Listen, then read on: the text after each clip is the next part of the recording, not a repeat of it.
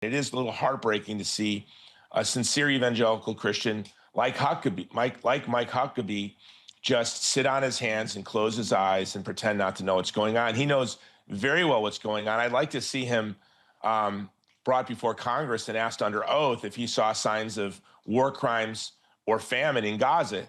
He returned from Gaza and said he saw no famine. He saw no evidence of war crimes. But I know people that were with him on the ground and said they were shocked at the press conference that Huckabee held with Witkoff after that visit, because they were right next to him. And he clearly saw evidence of famine and severe hunger. And he also saw evidence of war crimes.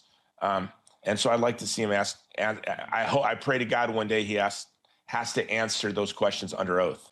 So notice that there are war crimes being done. And I want to say this: if we as American Christians, right, specifically with evangelicals are more my circle.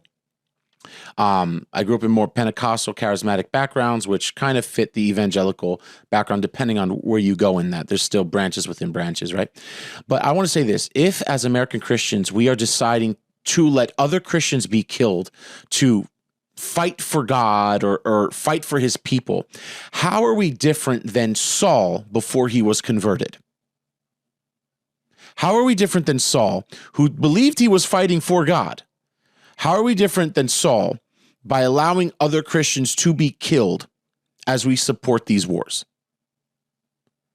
There's no room for it if we're really looking at it.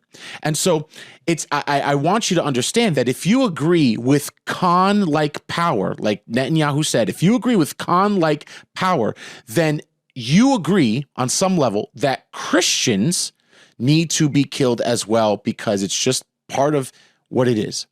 You can say, well, I don't actually agree with it, but you agree that it's a tragedy that may occur. You agree that it's a tragedy that is going to happen, and you don't mind that tragedy happening in light of the greater good, right? You'll accept Genghis Khan's power to do good, even if it means on some level you're not as moral, or these powers, these governments are not as moral. Well, it's for the greater good.